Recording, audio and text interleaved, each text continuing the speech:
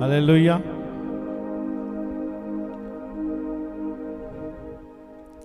विश्वासी होने के नाते हम परमेश्वर का भवन में आना बहुत जरूरी है। आमीन।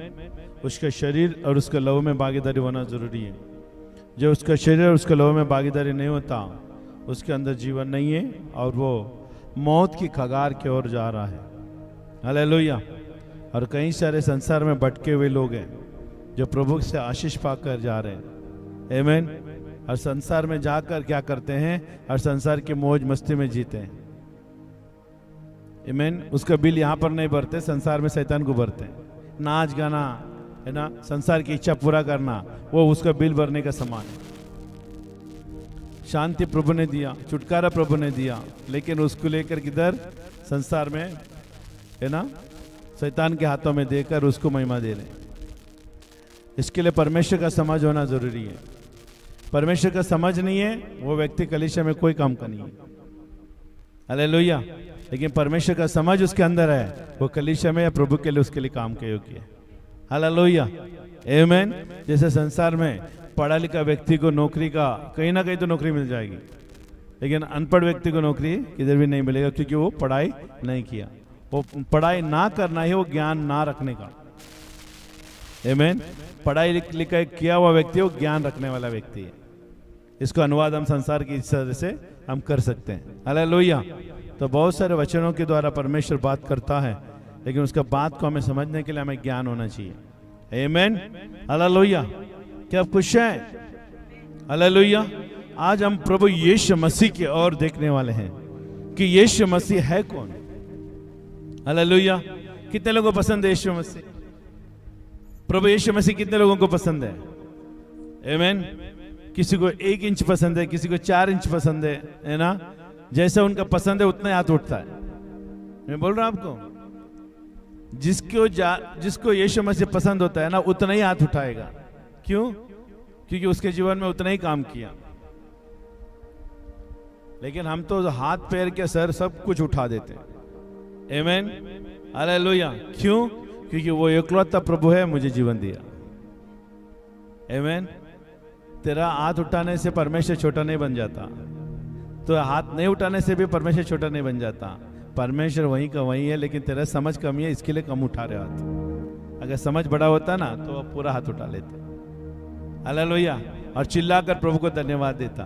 आमीन। यहाँ के लोगों में दम नहीं है। यहाँ पर जो भी आते हैं ना, उनका अंदर परमेश्वर के प्रति दम नहीं है।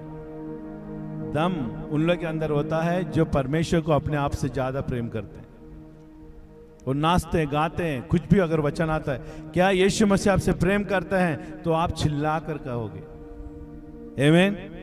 क्या यीशु आपको चाहिए, तो आप हाथ उठाकर और खड़े होकर परमेश्वर को धन्यवाद दोगे, प्रभु तू मुझे चाहिए।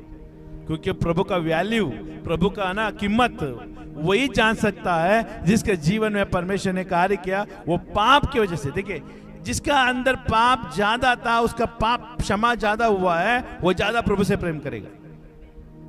और जिसका पाप बोलते ना, मैं कम था, मेरा पाप तो कम था, मैंने कुछ किया ही नहीं था, फिर भी इतना ही प्रेम करता हूं, नहीं। क्योंकि पाप की लेख में अगर आएंगे तो मैं सबसे बड़ा पापी हूं। आमीन। मैं सबसे बड़ा पापी हूं, क्योंकि परमेश्वर ने मेरा इतना सारा पाप को क्षमा कर दिया। अनगिनत पाप थी हमारे अंदर, लेकिन उसने एक झटके में क्षमा कर दिया। कहा, तेरा पाप मैंने क्षमा कर दिया है। आमीन। जा जी ले अपनी जिंदगी। आमीन। वो हमारा प्रभु है। इसके लिए आपका रवैया से पता चलता है यहाँ पर आप प्रभु को कितना चाहते हैं। मालूम है आपको? अगर आपको समझो फ्री में कुछ मिलने वाला है, अगर घर में कोई आकर आपको कीमती वाली चीजें फ्री में दे दिया, तो क्या करते हैं आप? क्या करते हैं? क्या करते हैं? नाचते हैं। कोई तो आकर आपको एक मोबाइल गिफ्ट दे दिया 10,000 का, तो आपका रवैया देखो क्या रहता है। हाँ, क्या घर में नाच गाना सब उधर उधर सब कुछ, जितने लोगों को बोले उतना लोगों को बताएगा। लेकिन जब प्रभु यीशु ने अपने लिए हमारे लिए जीवन दिया, उसके प्रति कोई प्रेम भावना नहीं है। क्यों? क्योंकि वो दिखता नहीं ना, वो तो सस्ता हो गया यीशु मसीह। खबरदार, यीशु मसीह को हम सस्ते में नहीं गिन सकते। यीशु मसीह का है ना, ताकत उतनी ही है, उसका पावर उतना ही है। आमीन, हालेलुया। हमारे सोच विचारधारा से उसका ताकत कभी नहीं होती। हम उसका ताकत को जानेंगे ना, हम भी उसकी ताकत में बन जाएंगे। हालेलुया, उसकी ताकत में भागीदारी हो जाएंगे। हालेलुया। इसके लिए उसका ताकत में आना जरूरी है, उसकी समझ में आना जरूरी है। यीशु मसीह की समझ, यीशु मसीह के ज्ञान में हम आएंगे तो यीशु मसीह अगर हमारे जीवन में बहुताई से आ जाएगा तो हमारे अंदर कोई भी कमी नहीं रहेगा, सख्त तकलीफ ही नहीं रहेगा, बीमारी नहीं रहेगा, समस्या ही नहीं रहेगा। आमीन। वो अपरंपर आशीष हमारे ऊपर उंडेलता है। हालेलुया, आमीन। प्रभु का धन्यवाद हो। हम कोलोसियों का किताब 1 अध्याय हम निकालेंगे। कोलोसियों का किताब 1 अध्याय हम देखेंगे मसीह का श्रेष्ठता और उसका कार्य में क्या है। हालेलुया। जल्दी से हम जाएंगे। किसी किसी को वचन भी नहीं मिलता, कहां पर है, बाजू वाले को पूछते हैं कौन सा पेज नंबर है ना, क्योंकि वो खाली बुधवार को और रविवार को बाइबल खुलती है, बाकी के दिन में वो खुलती नहीं बाइबल। और बाकी के दिन भी खुलती है ना तो कितना किताबें हैं नया करार में और कितना किताब है जूना करार में वो भी नहीं मालूम। अभी देखो खोलते खोलते है ना पूरा सभा खत्म हो जाएगा फिर भी वो वचन नहीं मिलेगा उसको। ऐसे भी लोग बैठते हैं यहाँ पर ना समझ की जैसे। वचन खोलने के लिए तुरंत होना चाहिए। आमीन। बोलो, मैं घर कलीसिया में, मैं दोबारा नहीं रिपीट करूंगा। बोलो, मैं घर कलीसिया में सीखने के लिए आती हूं, आता हूं। हालेलुया, आमीन। देखो यहां पर कोई भी पुरुष है अपना अपना आदमी को घर में छोड़ के आए। एक्चुअली पुरुष मंडली ज्यादा होना चाहिए क्योंकि घर का मस्तक है ना वो है, घर का मस्तक वो है, पुरुष मंडली ज्यादा होना चाहिए। और स्त्रियों के पास इतना ताकत है कि पुरुष मंडली को ला सकती है। आमीन। लेकिन पुरुष मंडली के अंदर है ना कुछ कमी पाए गए हैं। धन्य है वो परिवार जो सब मिलकर आते हैं। आमीन। बीवी बच्चे पति सब मिलकर आते हैं, परिवार को मिलकर आते हैं। वो परिवार धन्य है प्रभु के नजर में। आमीन। और उसके घर में परमेश्वर अपरंपर आशीष का वर्षा करेगा। आमीन। परमेश्वर हमेशा कलीसिया में मस्तक को देखता है। यीशु मसीह कलीसिया का मस्तक है और उसके नीचे आता है पुरुषों का मस्तक। अब पुरुष अगर कलीसिया में आएगा तो उसका घराना में आशीष रहेगा। पुरुष आना बहुत जरूरी है। आपका घर में आपका पति कलीसिया में आना जरूरी है। कैसे भी करके उसको पकड़ के लाना जरूरी है क्योंकि आशीष के लिए।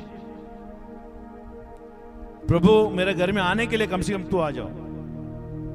प्रभु मेरे घर में शांति देने के लिए तू आ जाओ, कम से कम पति को बोलना है। जब पति को आप बोलकर इस तरह से आकर प्रभु के भवन में लाते हो ना तो भले पति कैसे भी क्यों ना हो लेकिन उसके साथ परमेश्वर का आशीष जाता है क्योंकि आज्ञा पालन के द्वारा ही आशीष आता है। सुन रहे? आज्ञा पालन के द्वारा ही आशीष आता है। आमीन।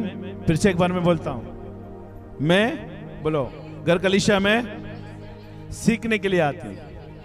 हालेलुया। और सीखकर क्या करोगे? अपना बच्चे को अपना पति को बताओगे, घर में जाकर बताओगे परमेश्वर का वचन आज इस तरह से मुझसे बातें किया। हालेलुया। चलो हम जल्दी से जाएंगे, है ना। परमेश्वर के चेहरे हमारे जीवन में किस तरह से होती है हम देखेंगे। यीशु मसीह कौन है? आज हम वचन में द्वारा देखेंगे 15 का, है ना, कोलोसियों का 1 का 15 हम पढ़ेंगे। वो तो अदृश्य परमेश्वर का प्रतिरूप है। कौन है वो? प्रभु यीशु मसीह कौन है? वो तो अदृश्य परमेश्वर। अदृश्य मतलब ना दिखने वाला। हेलो, सुन रहे हो? वो तो अदृश्य परमेश्वर का प्रतिरूप। सुन रहे? स्वरूप, प्रतिरूप मतलब, प्रतिरूप का मतलब है वो खुद ही एक रूप है। वो खुद रूप लेकर मनुष्य के रूप में आया। बाइबल बताती है यीशु मसीह मनुष्य के रूप लेकर आया। मतलब यीशु मसीह इंसान का चेहरे लेकर आया, इंसान का चेहरा सामने लाया। हालेलुया। वो परमेश्वर होने के बावजूद भी, वो आत्मा होने के बावजूद भी उसने एक चेहरा अपने सर पर लाया, वो इंसान का चेहरा है। हालेलुया। तो बाइबल यहां पर बताती वो तो अदृश्य परमेश्वर का प्रतिरूप और सारे सृष्टि का पहिलौठा है यीशु मसीह। यीशु मसीह आज का नहीं है, यीशु मसीह दुनिया बनाने से पहले से वो था, वो है, हमेशा रहेगा। हालेलुया। वो तो अदृश्य परमेश्वर का प्रतिरूप और सारे सृष्टि में पहिलौठा है। यीशु मसीह पहिलौठा है। सब यहां पर देखो मुझे। हालेलुया। वो सारे सृष्टि में पहिलौठा है वो। इसके लिए आप पहिलौठे को ढूंढने के लिए आना चाहिए, पहिलौठे को जानना जरूरी है। यीशु मसीह को जानने का मतलब है सृष्टि का पहले का चीजें तुम जानने लगे हो, सृष्टि का पहले का परमेश्वर को जानने लगे हो। यीशु मसीह कौन है तुम जान गए ना, तो सारे सृष्टि का विवरण तुझे मालूम पड़ जाएगा। हालेलुया। इसके लिए यीशु मसीह को जानना जरूरी है वो, क्योंकि वो बाइबल बताती है सारे सृष्टि में पहिलौठा है, क्योंकि उसी में सारे वस्तुएं सृष्टि हुई, उसी में है सारे चीजें बनाई गई है। किसमें सारे चीजें बनाई गई है? अरे बोलो ना, किसमें? यीशु में। यीशु में सारे सृष्टि बनाई गई है। यीशु के बगैर सृष्टि नहीं बनी है। यीशु मसीह के चेहरे को आप इस तरह से देखते हो, थोड़ा दाढ़ी है, वो कपड़ा, गाउन का कपड़ा पहनकर, है ना, पटका बांध कर, रमुआ, है ना, एक क्या बोलते, एक शॉल लेकर, है ना, कमर में रस्सी बांधकर वो फोटो में वगैरह इसमें देखते हैं ना, वो यीशु मसीह नहीं है। वो यीशु मसीह दुनिया का निर्माता है और आपका और मेरा निर्माता है, और आपका और हमको मिट्टी से रचाया है, वो यीशु मसीह है। इसके लिए जब उसके पास आते हो ना, तरतराते हुए, कांपते हुए आना चाहिए, क्योंकि जिसने बनाया है वो तुझे बिगाड़ भी सकता है। जिस कुंभार ने जो मिट्टी को बनाया, अगर उसमें आकार बराबर नहीं दी गई है, वो तोड़ भी सकता है उसको। इसके लिए सृष्टिकर्ता के पास आना बहुत जरूरी है, वो यीशु मसीह। सारे वस्तुओं की सृष्टि हुई स्वर्ग के है, स्वर्ग के वो अतः पृथ्वी के। देखो ये सांधे की क्या सिंहासन, क्या प्रभुता है, क्या प्रधानता है, क्या अधिकार, सारे वस्तु उसी के द्वारा और उसी के लिए सृजी गई है। ये हमारे लिए सृजी नहीं गई, ये परमेश्वर के लिए सारी चीजें बनाई गई है। आपको क्या हुआ, क्यों हंस रहे हो? आमीन। ध्यान से सुने, यहां पर काले दिमाग मत लेके जो यहां से आया था, काले दिमाग से जाओगे, काले दिमाग से तो कुछ नहीं मिलेगा। गंभीरता की बात यहां पर हो रही है। आमीन, हालेलुया। देखिए क्या लिखा है यहां पर, क्योंकि उसी में सारे वस्तुएं सृष्टि हुई, स्वर्ग की हो, स्वर्ग में हो, अतः पृथ्वी की। देखो यह अंधे की क्या सिंहासन, क्या प्रभुता है, क्या प्रधानता है, क्या अधिकार, सारे वस्तुएं उसी के द्वारा और उसी के लिए सृजी गई है। अभी मैं आपको एक प्रश्न पूछना चाहता हूं, आपको परमेश्वर ने किसके लिए बनाया? बोलो ना, किसके लिए बनाया? इतना जानकर आ गया ना, तो दुनिया में सबसे बड़ा बुद्धिमान व्यक्ति है। मैं कह सकता हूं, मुझे पर यीशु मसीह ने उसके लिए बनाया गया। किसके लिए? यीशु मसीह के लिए बनाया गया। मुझे यीशु के काम के लिए बनाया गया। उसने मुझे बनाया ताकि मैं उसके लिए काम आऊं। आप भी यीशु मसीह के द्वारा बनाए गए, आप उसके काम में आना चाहिए। अगर उसके काम पे नहीं आ रहे, तुम दूसरा काम कर रहे हो, परमेश्वर का लाठी तुम पर आएगा, परमेश्वर का क्रोध तुम पर आएगा। हालेलुया। जिस काम के लिए परमेश्वर ने तुझे बनाए गई है, वो काम को पूरा करना तेरा इस पृथ्वी में आने के बाद वो तुम्हारा सबसे बड़ा कर्तव्य है। इस पृथ्वी में आने के बाद परमेश्वर की इच्छाओं को पूरी करना तेरा काम है, उसी के लिए बनाए गए तुम। और बाइबल बता रही है सारे सृष्टि भी यीशु के लिए बनाई गई है। ये सारी सृष्टि उसकी है, और इसके लिए ये पृथ्वी में जो भी हमें चाहिए और उसके परवानगी लेना पड़ता है, यीशु मसीह की अनुमति लेना पड़ता है। हालेलुया। इस पृथ्वी में प्रवेश होने के लिए भी परमेश्वर से हमें परमिशन लेना पड़ेगा। आमीन। किधर भी जाके घर नहीं बांध सकते, परमेश्वर की अनुमति लेना पड़ेगा, क्योंकि परमेश्वर की सृष्टि है। ये पृथ्वी किसकी है? हेलो। और घमंड कितना तुम कर रहे हो अपने घर करके? हेलो। एक भूकंप के झटके, एक बारिश के बाद, एक बादल अगर फट गई ना यहाँ पर, तो तेरा पूरा घर तहस नहस हो जाएगा। घर में कोई चीज नहीं रहेगा। और उस घर को लेकर तो घमंड कर रहा है। घमंड करे तो प्रभु में कर रहे हो, ना कि और चीजों से, क्योंकि मैं यीशु का बेटा हूं। घमंड उसी में होना चाहिए। यीशु का बेटा हूं मैं, यीशु के बेटे हूं, उसी में घमंड होना चाहिए। बाकी अतिरिक्त किसी में भी घमंड नहीं होना चाहिए, क्योंकि परमेश्वर ने, है ना, सारे सृष्टि यीशु मसीह के लिए बनाई गई है और यीशु के द्वारा ही बनाई गई है, और इसके लिए यीशु के पास रहना जरूरी है। आज कई सारे लोगों का ना मुंह टेढ़ा है, क्योंकि परमेश्वर के वचन को सुनने से उनको मुंह टेढ़ा हो रहा है। लेकिन मैं यहाँ पर मैं बताना चाहता हूँ कि तेरा मुंह टेढ़ा होने से परमेश्वर का नियम बदलने वाला नहीं है। सीधा होकर तुम आएगा तो तुम्हारे लिए आशीष है, और टेढ़ा होकर आएगा तो तुम्हारे लिए लाठी है। आमीन। बाइबल में लिखा है टेढ़े लोगों को क्या करता है? वो सीधा करता है। लेकिन सीधे लोगों को क्या करता है? वो अपना करीब आने देता है। तुम्हारे पास और कोई चारा नहीं है, क्योंकि तुम उसके लिए सृष्टि रचाए गए हो। और कई सारे लोग बोलते हैं मैं मेरे बच्चे के लिए जी रहा हूं। गलत है। तुम अपने बच्चे के लिए जी नहीं रहे हो, तुम यीशु के लिए जी रहे हो। यीशु के लिए जीना चाहिए। यहां पर कोई भी किसी की वजह के लिए नहीं जी रहे। अगर बाइबल में आओगे, यीशु के पास आओगे, भले तुम कोई भी क्यों ना हो, या ऑनलाइन के माध्यम से भी क्यों ना देख रहे हो, तुम परमेश्वर के लिए सृजे गए हो, परमेश्वर के काम के लिए सृजे गए हो।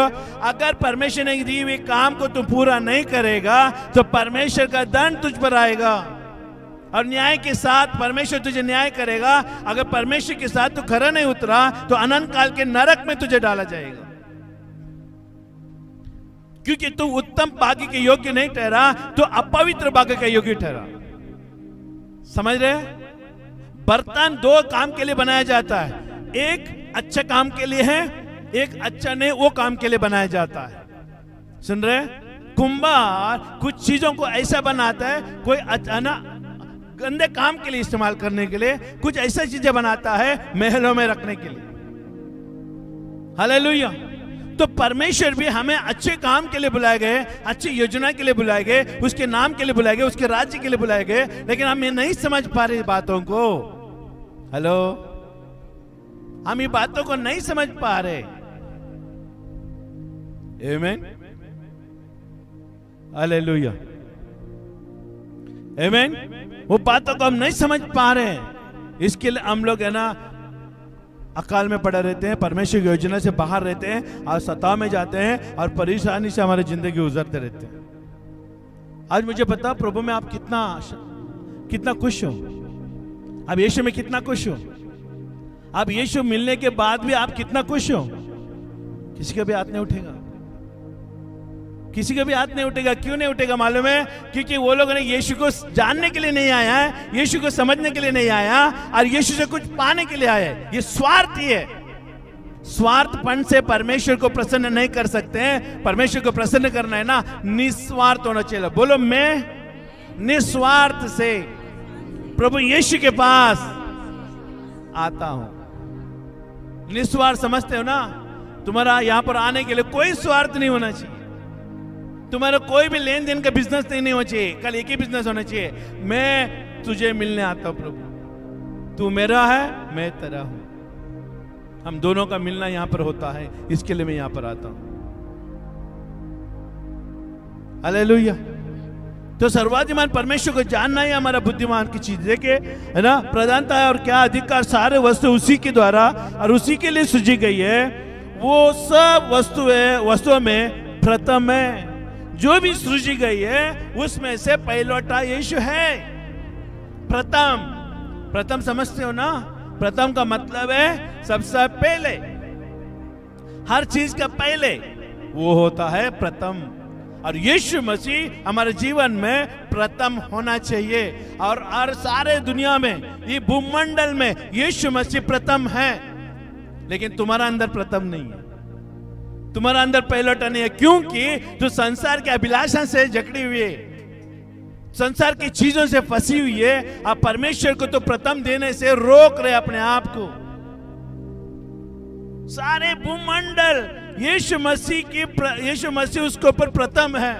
सारे भूमंडल के ऊपर जितना भी हम आंखों से देखते हैं, वो चीज के ऊपर यीशु मसीह राज कर रहा है, लेकिन तेरे ऊपर परमेश्वर राज नहीं कर पा रहा है, क्योंकि तू परमेश्वर को अपना जीवन नहीं दिया। और तुम नहीं दिया, इसके लिए यीशु मसीह प्रथम नहीं है, ऐसा नहीं है। तुम जीवन दो या ना भी दो, यीशु मसीह हमेशा प्रथम रहेगा। और प्रथम परमेश्वर के पास आना जरूरी है। सुन रहे? हेलो, प्रथम परमेश्वर के पास आना जरूरी है। और प्रथम परमेश्वर के पास आओगे तो भी इस पृथ्वी में तुम भी प्रथम बन जाओगे, तुम भी सारे लोगों के ऊपर बनोगे। हालेलुया। प्रथम परमेश्वर के साथ तेरा संबंध रहेगा तो प्रथम परमेश्वर तुझे भी उसी स्थान में रखेगा जहां पर यीशु है। और जहां पर यीशु है वहां पर हर एक लोग नहीं आ सकते, वही लोग आ सकते हैं उसको पहला स्थान देने वाले। हालेलुया, आमीन। वो प्रथम है और सब वस्तुओं से वस्तु उसी में स्थिर रहती है, सब वस्तु उसी में ही स्थिर रहती है। आज तुम्हें रोज का रोटी मिल रहा है, उसी के कारण है। आज तुझे श्वास मिल रहा है, उसी के कारण है। आज तू अच्छे घर में रह रही है, उसी के कारण है। आज तेरा अच्छा पगार है, यीशु मसीह के कारण ही है। और यीशु मसीह के बगैर तेरे लिए कोई काम तुझे सफल नहीं होता। और उसका अनुग्रह कृपा उसके है ना तेरे साथ है, इसके लिए वो है। आमीन। देखिए, और सब वस्तु उसी में स्थिर रहती है।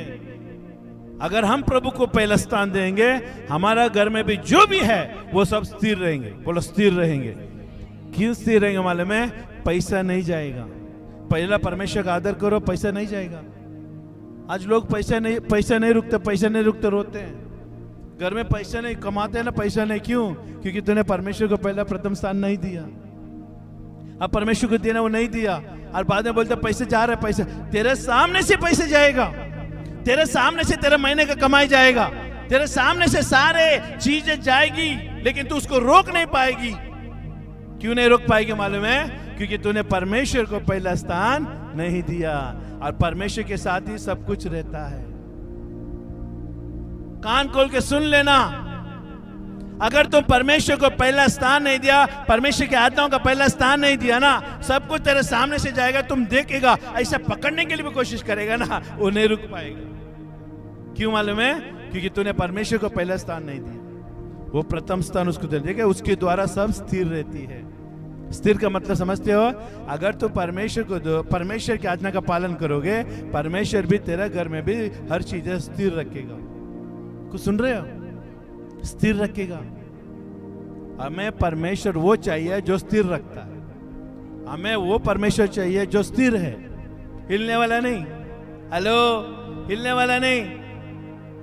आज यहां पर एक रूप दिखा रहे हैं, कल वो एक रूप दिखा रहे हैं। वो परमेश्वर नहीं, हमारा परमेश्वर स्थिर है। बाइबल बताती है आकाश और पृथ्वी टलेगी, लेकिन उसका वचन कभी नहीं टलेगा। वो स्थिर वाला वचन है, लेकिन तुमको भी उस वचन को पकड़ के स्थिर रहना पड़ेगा। हालेलुया। ये हमारा परमेश्वर है ना, एक मजबूत चट्टान है। तूफानों में अगर तू उसको पकड़ोगे ना, वो चट्टान तुझे है ना उड़ के जाने के लिए नहीं देगा, वो बचाएगा तुम्हें। इसके लिए भजन संहिता का 91 का 1 में लिखा है, 91 का 1 में लिखा है, जो सर्वशक्तिमान की छाया में स्थान में रहेगा, वो सर्वशक्तिमान की छाया में ठिकाना पाएगा। ठिकाने का मतलब वो चट्टान के अंदर ठिकाना पाएगा, क्योंकि वो चट्टान है, स्थिर है ना, उसके द्वारा स्थिर है। आज तुम्हारे पास है ना घर में हर चीज अस्थिर है, अस्थिर है, क्योंकि हर चीजें तो लाएगी आज के बाद या कभी भी जिंदगी में, जब तक ये पृथ्वी में रहेगा या पृथ्वी में रहेगी, जब तक जो भी कुछ लाएगी ना वो अस्थिर रहेगा, अस्थिर रहेगा, कायम नहीं रहेगा। क्योंकि परमेश्वर को तूने कायम नहीं बनाया। तुम परमेश्वर को कायम बनाओ, परमेश्वर को स्थिर बनाओ। हेलो, परमेश्वर को स्थिर बनाओ, तब परमेश्वर तुम्हारा हर चीजों को स्थिर करेगा। सुन रहे? हेलो, आमीन। और 18 में देखे, वही देह अर्थात कलीसिया का सिर है। बाइबल खोल के देखो, आपकी बाइबल में लिखा है, अंडरलाइन करो उसको, अपने दिमाग में बैठा देना उसको। आमीन। वही देह अर्थात कलीसिया का सिर है। यीशु मसीह का देह ही कलीसिया का सिर है। और यीशु मसीह को कलीसिया से विभाजित करेगा, कलीसिया से निकालेगा। तुम कलीसिया में यीशु मसीह को अपना सर नहीं बनाएगा तो कभी भी तुम, आमीन, तो सर उठाकर नहीं चल पाएगा। जिस कलीसिया में परमेश्वर ने तुझे रखा है, वहां पर यीशु मसीह सिर है। He is the head of the church. और आपका घर में भी वो परमेश्वर सिर होना चाहिए, सिर होना चाहिए, सर होना चाहिए घर में। यीशु मसीह तुम्हारा घर का मस्तक होना चाहिए, तब वो मस्तक के अंदर से सारे अच्छाई निकल आएगी, बिगड़े हुए काम बन जाएगी, अगड़म बगड़म चलने वाले व्यक्ति को सीधा करेंगे। बच्चे लोग बात नहीं सुन रहे, बात सुनने लगेंगे। हेलो, बच्चे लोग उल्टा बोल रहे हैं, सीधा बोलने लगेंगे। पत्नी हस्बैंड का है ना, पति का सहारा नहीं दे रही है, पत्नी को उल्टी बोलती है, और बहुत सारी चीजें होती है, झगड़ा होती है, वो सब स्थिर हो जाएगा, सब चीजें लाइन में आ जाएगा। क्यों मालूम है? क्योंकि वही देह अर्थात कलीसिया का सिर है। हम भूल गए कलीसिया में कौन है सिर। अपना मन मर्जी से आते हैं, जैसा आता है वैसे चले जाते हैं, आते हैं, बैठते, सुनते, जाते, लेकिन लेते कुछ नहीं है। इतना साल से बैठे लेकिन जरा सा भी दिमाग में वचन नहीं है। क्यों? क्योंकि आएंगे, बैठेंगे और जाएंगे। परमेश्वर कहता है तुम, यीशु मसीह इस कलीसिया का सिर है और उस समय पर तुझे न्याय करेगा। कितना दिन तू कलीसिया में बैठी और क्या सुनी, वो समय पर सब रिकॉर्डिंग दिखाया जाएगा और परमेश्वर उसकी सबसे न्याय करेगा। और तुम दोषी पाई तो अनंत काल का नरक में डाला जाएगा। तुम कितना परमेश्वर के शरीर में भाग लिया और कितना बार तूने परमेश्वर को दशमांश दिया, कितना बार परमेश्वर की उपस्थिति में बैठा, वो चीजें मैंने नहीं रखती परमेश्वर के लिए। परमेश्वर को मैंने लगती है, मैं कलीसिया का सिर था, मेरे ओर से तेरा डर कितना था, तेरा डर मेरा प्रति कितना था, वो देखता है परमेश्वर। मेरे वचन का पालन कितना किया, अब मेरे वचन के ऊपर कितना अमल किया, कितना कार्य किया, उसके ऊपर परमेश्वर न्याय करता है। परमेश्वर जो आशीष देता है उसको न्याय में नहीं लाएगा। परमेश्वर कभी भी देने के बाद, आपको आशीष देने के बाद उसका तुराई नहीं पुगता। हेलो, समझ में आ रहा है? परमेश्वर आपको, परमेश्वर ने आशीष दिया है, वो आशीष का तुराई वो पुगता ने बार बार बोल के नहीं देखा था। वो तो परमेश्वर के अंदर से निकलने वाला गुण है, परमेश्वर के अंदर से निकलने वाला आशीष है। वो अपरंपार आशीष परमेश्वर का अंदर भरा हुआ है, लेकिन जो भी उसको लेने के लिए योग्य है उसको वो मिल जाता है। हेलो, आमीन। मूर्ख लोग परमेश्वर तक पहुंच नहीं पाते हैं। परमेश्वर तक पहुंचने के लिए क्या होना चाहिए मालूम है? बुद्धि होना चाहिए, समझ होना चाहिए। समझ और बुद्धि रखने वाले लोग ही परमेश्वर तक पहुंच सकते हैं, लेकिन अर्थात कोई नहीं। हालेलुया। तो इसके लिए वो देह अर्थात कलीसिया का सिर है, वही आदि है। देखे, कलीसिया का सिर है यीशु मसीह है, तो तुम्हारा घर का सिर कहाँ है? बोलेगा मेरा सिर का घर काम पे गया है। यीशु मसीह न्याय के समय में तेरा नौकरी का हिसाब नहीं लेगा, नौकरी नहीं पूछेगा कौन सा नौकरी कर रहा था, नहीं। परमेश्वर बोलता है हवा पानी जैसे तुझे फ्री में मिलती है, वैसे ही तेरा उपस्थिति में भी तुम्हें इस तरह से दौड़ के आना चाहिए। काम का हिस्सा परमेश्वर नहीं लेगा। बोलेगा प्रभु आप जानते हैं ना, काम को मजबूरी था, 12 घंटे ड्यूटी था और सेठ छोड़ता नहीं था। बोलता सेठ बड़ा है कि मैं बड़ा हूं। जब यीशु मसीह का सवाल का जवाब, यीशु मसीह एक सवाल करेगा ना, तेरा उम्र कट जाएगी वो जवाब देने के लिए। 100 साल भी कम पड़ जाएगा जवाब देने के लिए, क्योंकि यीशु मसीह एक सवाल को बुद्धिमान से पूछता है, बुद्धि से पूछता है। वो तूने मुझे पाने के लिए क्या प्रयास किया, बस इतना बोल दो। परमेश्वर पूछेगा तो तुम क्या जवाब देगा? प्रभु मैं पूरा साल लगा दिया आपको पाने के लिए, लेकिन वो नहीं पाया, इसका मतलब तो फेल हो गया। तू मुझे पाने के लिए तो असफल हुआ है, क्योंकि वो चीजें तुझे रोक के रखी थी जो संसार में दिखती थी। और वो सब चीज को तौबा करते हुए तू मेरे उपस्थिति में आता ना, मैं तुझे इससे भी बढ़कर नौकरी देता, इससे भी बड़ा आशीष देता, इससे भी बड़ा बिजनेस देता। हालेलुया। अगर आप परमेश्वर से प्रार्थना कर लेंगे ना, परमेश्वर इस 12 घंटे की नौकरी में, इस नौकरी में मुझे तेरे उपस्थिति में आने के लिए मुझे दिक्कत हो रही है, आप मुझे ऐसा बिजनेस दो, आमीन, वो बिजनेस भी कर सकूं और उसमें मुनाफा भी हो और तेरे भवन में बना रहूं। कभी इस तरह से कोई प्रार्थना किया? नहीं। क्यों? क्योंकि नौकरी अच्छा है, जाके 8 घंटा डाला, महीने का निकाला, बस इतना ही है। बिजनेस में कौन दिमाग लगाएगा? आलसी लोग दिमाग नहीं लगाते हैं, बुद्धिमान लोग बुद्धि को और बढ़ाते हैं। सुन रहे? हेलो। आलसी लोग बुद्धि को नहीं बढ़ाते हैं, लेकिन बुद्धिमान लोग और बुद्धि बढ़ाते हैं, क्योंकि उनको और बुद्धि की जरूरत पड़ती है। बिजनेस ये चीजें होती है। हालेलुया। आपके घर का सिर यहां पर होना चाहिए था। नौकरी का परमेश्वर सवाल नहीं करेगा। अंतिम समय में जब यीशु मसीह न्याय के लिए आएगा और न्याय के सिंहासन के सामने खड़ा रहेगा, तो परमेश्वर ये नहीं पूछेगा तूने कितना नौकरी किया, कितना घंटा नौकरी किया, कहां पर था तुम। परमेश्वर में बोलते कलीसिया में आने का समय, बोलते मैं काम पे था, सेठ नहीं छोड़ रहा था। प्रभु बोलता है किसने बनाया तुझे, सेठ या मैं? हेलो। अब सुना ना, अभी अदृश्य परमेश्वर दृश्य में आकर हमें बता रहा है सारे सृष्टि उसके लिए रचा गए, उसमें हम एक है। हमको भी परमेश्वर ने उसी के लिए रचा गए हैं और उसी के भवन में आने के लिए। हालेलुया। तो एक समय तू खो गया था, लेकिन अभी पाया परमेश्वर के द्वारा। हालेलुया। और देखो, आपका सर अगर कलीसिया में नहीं है, आमीन, आप ये भी मत समझना कि मेरा घर में कलीसिया होता है ना, वहां पर बैठेगा बस हो गया। नहीं, आशीष तुम्हारे घर में नहीं आती, आशीष बाहर निकलने से आती है। हालेलुया। बाइबल में यीशु मसीह ने हर एक को, आमीन, बाहर चंगाई दिया, बाहर आशीष दिया, घर में नहीं दिया। क्योंकि यीशु मसीह को मालूम है अगर मैं उसको घर में जाके आशीष दूं ना, तो और आलसी बन जाएगा। सुन रहे दोस्तों? अभी बुलाया मेरे को, बोलता है पाशा आ जाओ मेरा घर में दुष्टात्मा पकड़ा है, मैं निकालो। मैं बोला हम आपके घर में नहीं निकालेगा, क्योंकि आपके घर में नहीं निकाल सकते, क्योंकि वो आपका अड्डा है वो। लेकिन दुष्टात्मा निकालना है ना, तुम अपना अड्डे से निकालना पड़ेगा बाहर। सुन रहे? हालेलुया। जब तुम निकल कर कलीसिया में आओगे और अलग जगह में जाओगे, इसका मतलब तुम्हारा विश्वास का कदम दिखाई देता है, विश्वास का कार्य दिखाई देता है, तब प्रार्थना करने से दुष्टात्मा निकल जाता है। अब ये मत समझना आपके घर में प्रार्थना होता है, आमीन, इसके लिए हमारे घर में आके बैठेगा तो बस हो गया, हमारे घर में सब। आपके घर में कुछ भी आशीष नहीं मिलेगा, आशीष सब बाहर है। नौकरी किधर करते हो? अपने घर में के बाहर? पगार कहां से मिलता है आपको? घर से के बाहर? हर चीज है। कपड़ा कहां से खरीदते हो? घर से। पानी कहां से भरते हो? बाहर से। रेशन कहां से लाते हो? हेलो।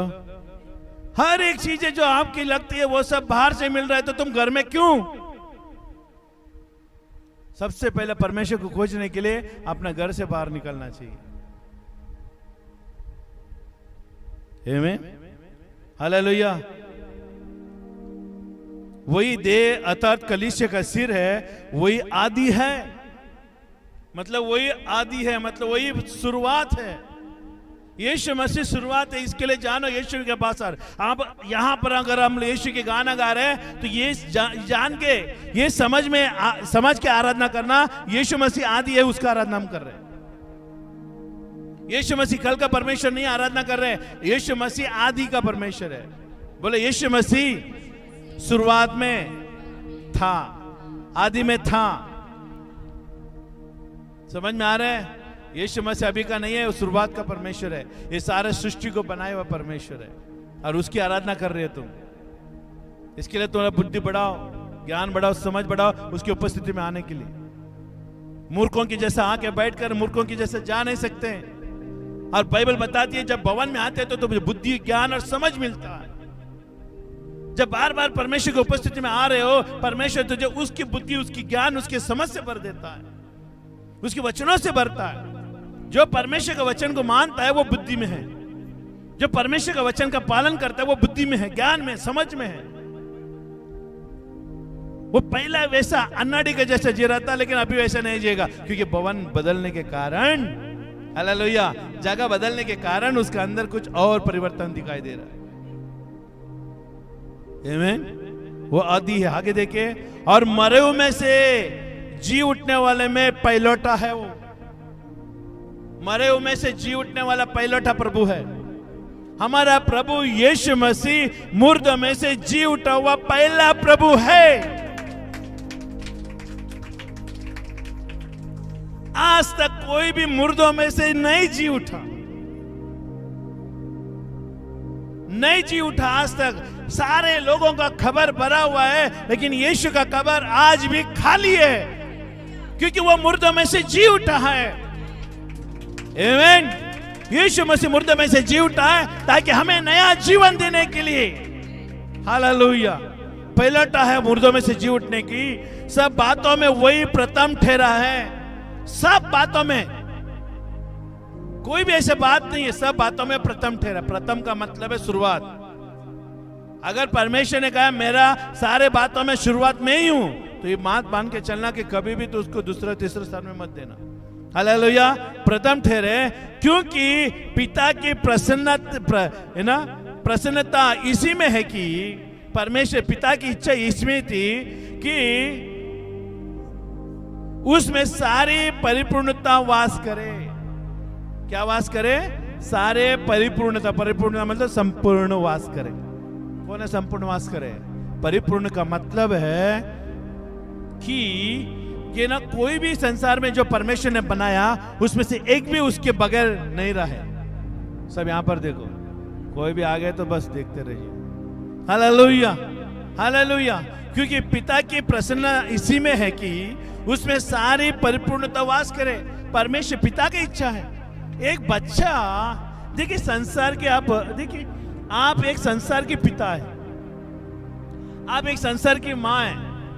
एक बच्चा आपके द्वारा जन्म लेता है तो आप क्या करते हैं? वो बच्चे के अंदर हर गुण हो, उसको बच्चे के अंदर जो होना चाहिए सब हो, ये इच्छा रखते हैं कि नहीं रखते? मुझ में कमी पाएगा लेकिन उसमें नहीं होने दे, ऐसा आप प्रयत्न करते हो उसको संपूर्ण देने के लिए, है ना? देते कि नहीं? और उसके लिए क्या लगने वाला सब चीजें आप उसको देते हो, है ना? अगर उसको डांस इच्छा है तो डांस में डालेगे, क्रिकेट में इच्छा है तो क्रिकेट में डालोगे, और जो जो चीजें उसको पसंद है हर चीज में, क्योंकि आपका बच्चे को आप परिपूर्ण करना चाहते हो। मतलब हर चीजों में उसको आगे बढ़ने के लिए ये करने की कोशिश करते हो, है ना? क्यों? आप पिता हैं, आप माँ हैं। वैसे ही पिता भी यीशु मसीह को हर चीजों में परिपूर्ण करने के लिए उसकी इच्छा थी। आमीन, हालेलुया। आपके बच्चे को कुछ भी, अगर कोई भी कुछ कहता है तो क्या करते हैं? तुरंत उसको लेके जाते हैं अपने घर में। खबरदार इसको वापस बात कहते, इससे वो अच्छी नहीं है, वो लड़की, उससे बात मत कर। तुम अच्छी हो, मेरे बेटी अच्छी है लेकिन वो अच्छी नहीं है, उससे बात मत कर, इससे बात मत कर। अरे ये सब बेवकूफी है, ये सब है नादान, समझ नहीं है तुम्हें। परिपूर्णता आने के लिए उसके हिस्से से रिश्ता काटने से नहीं आती। परिपूर्ण होने के लिए परमेश्वर को समझना जरूरी है। दया, कृपा, क्षमा, आमीन। उसने ऐसा बोला ना, माफ कर दे उसे, आमीन। परमेश्वर देख लेगा। हम कौन होते देखने वाले?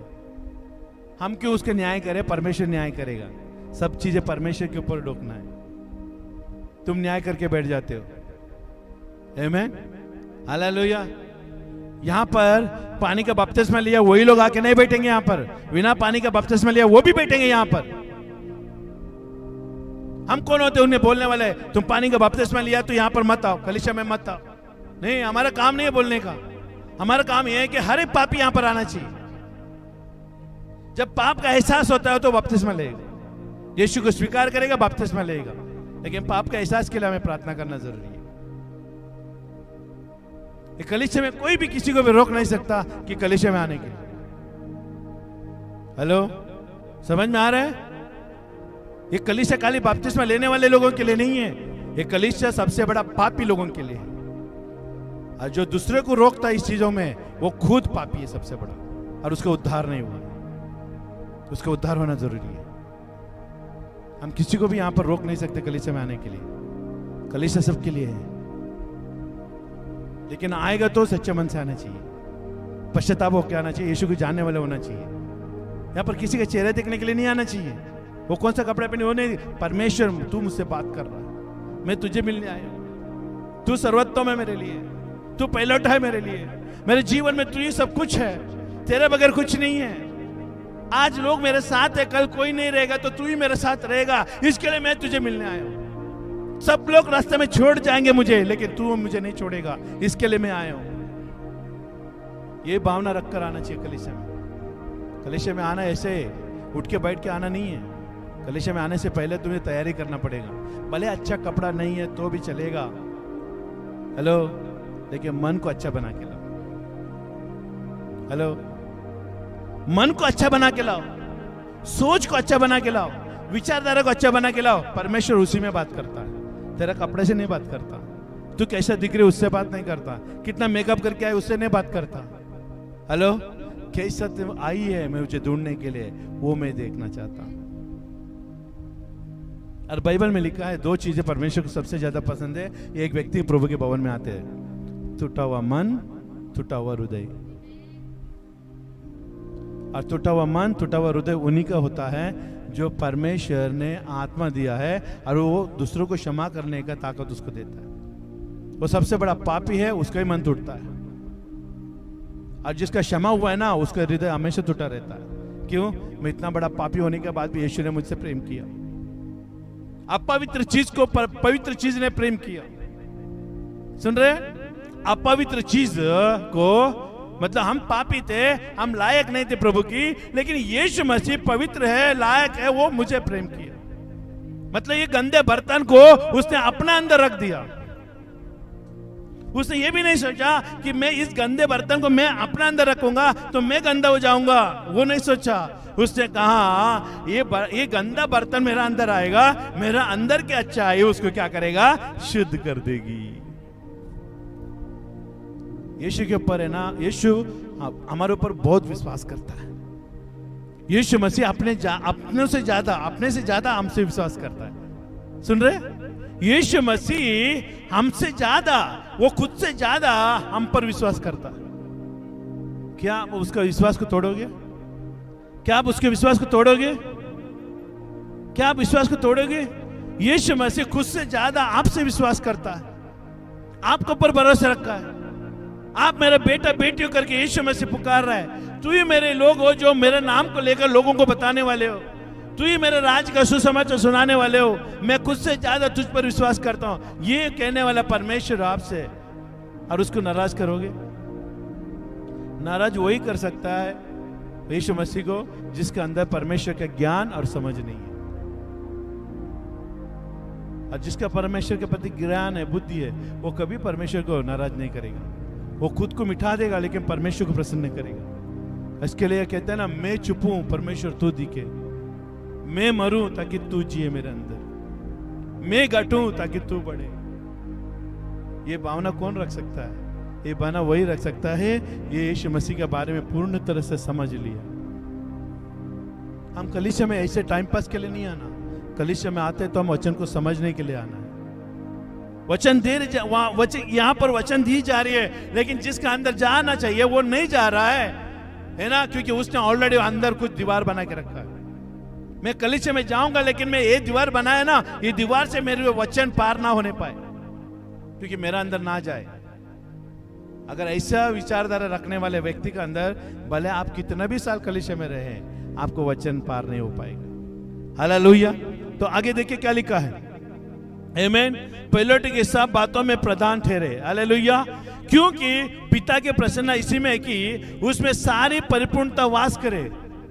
किसमें? यीशु मसीह में सारे परिपूर्णता वास करे। हमारा अंदर भी परमेश्वर यही चाहता है। पिता ने यीशु के अंदर परिपूर्णता चाहा, वही परिपूर्णता हमारा अंदर कलीसिया में आने के बाद चाहता है। कलीसिया में इसके लिए परमेश्वर तुम्हारे अंदर क्या गुण देखता मालूम है? मेरा आत्मा है क्या? मेरा वरदान है क्या? आत्मा का फल है क्या? हेलो, तू मुझे पहचान रही है क्या? मेरा पवित्रता में तो बढ़ रही है क्या? जैसा मैं पवित्र वैसे तुम पवित्र हो रही है क्या? आमेन, हालेलुया। संसार में तुम कैसे जी रही है और मेरा नाम लेकर संसार में कैसे जा रही है? मेरा नाम लेकर, मेरा जीवन लेकर तो अपने घर में कैसे जी रही है? ये सब परिपूर्णता परमेश्वर देखना चाहता है हमारे अंदर। इसके लिए यीशु, बाइबल बताती है, यीशु ने एक भी पाप नहीं किया।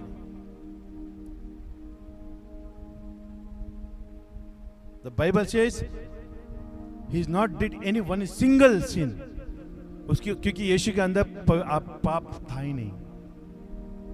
आमीन। आगे देखिए, और उसी के क्रूस पर बहाए हुए लहू के द्वारा मेल मिलाप करके सब वस्तुओं का उसी के द्वारा सो अपने साथ मेल कर ले, चाहे वो पृथ्वी पर की हो चाहे स्वर्ग की हो।